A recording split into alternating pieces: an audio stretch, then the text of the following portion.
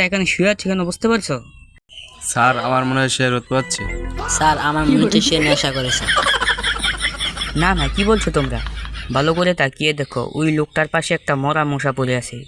তার মানে হচ্ছে খুনি ওই মশাকে দিয়ে ওকে কামড়ানোর পরিকল্পনা করেছিল। স্যার আমি কি ওই মশাকে অ্যারেস্ট করে আনবো? দয়া, মশা পড়ে আগে ওই লোকটার পকেট চেক করো। अच्छा ठीक है।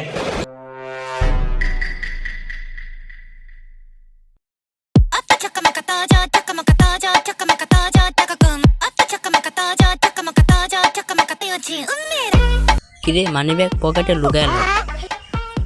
অভিজিৎ, পকেটে কি বলছ? স্যার কিছু না। কিছু না? দাঁড়াও দেখি। Money bag? অভিজিৎ, এটা আমার কাছে থাক, পরে কেসে কাজে লাগতে পারে। অভিজিৎ, তুমি চুরি না করে আশেপাশে ভালো করে দেখো, দেখো কোনো ক্লু পাও কিনা। ঠিক আছে স্যার, কিছুই তো দেখি না। দেখি তো আশেপাশে কিছু পাই নাকি। স্যার পাথরের নিচে একটা পিঁপড়া দেখা গেছে। अच्छा পিঁপড়াটা অনেক ভয় পাইছে, মনে হচ্ছে খুনি এই জায়গা দিয়ে পালাইছে। সাবাস অভিজিৎ, সাবাস। দয়া, তুমি এই খুশিতে এখনো দাঁড়িয়ে আছো?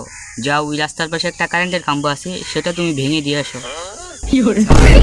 কারেন্টের খাম্বা তো সিমেন্টে, সেটাই মানতে পারবো।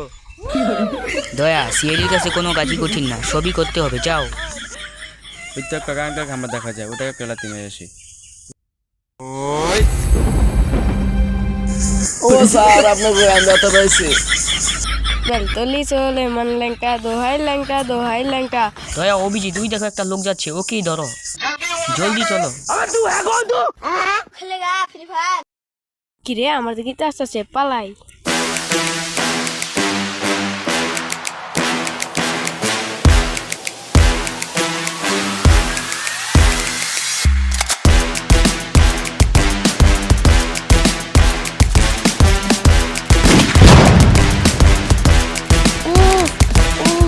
দয়া, অভিজিৎ, ওকে ধরো।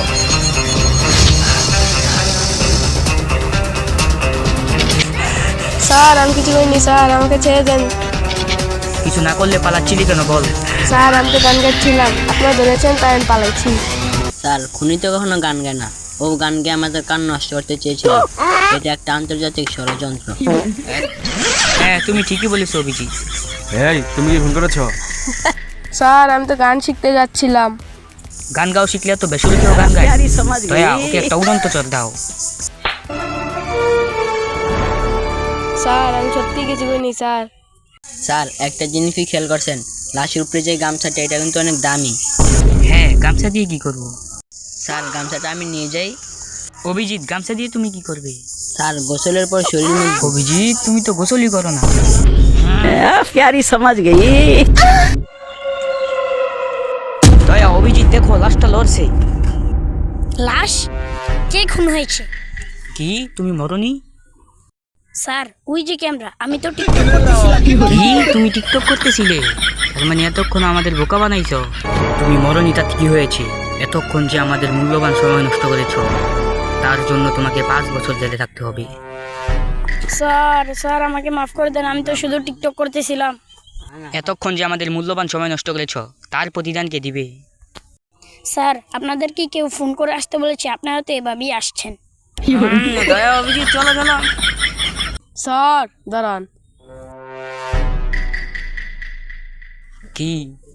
স্যার আমাকে যেন গুলি করছেন এর প্রতিদান কে দিবে? আমার মানিব্যাগ কই? স্যার আমার মানিব্যাগ কই? অভিজিৎ, তুমি না ওর থেকে মানিব্যাগ নিয়েছিলে, ওকে দিয়ে দাও।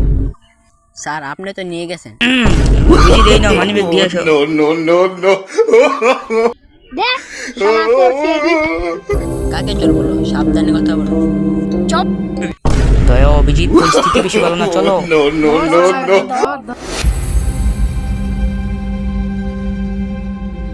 ওট চালা আর বগলামি ধরিস না। স্যার গরিব মানুষ, আমরা কাজ করে খাইতে পারি না, তাই এই 2 নম্বরই করি। স্যার মাফ করে দেন স্যার। ওই পুলিশের ফোন লাগা। আচ্ছা ঠিক আছে। না না না স্যার, পুলিশের করেন না স্যার। স্যার আপনার পায়ে ধরি স্যার। এই প্রথমবার দেখছি তাই ছেড়ে দিছি, দ্বিতীয়বার যদি করাস তাই বাইন্দা রেখে দেবো। পুলিশের ফোন দেবো। ধন্যবাদ স্যার।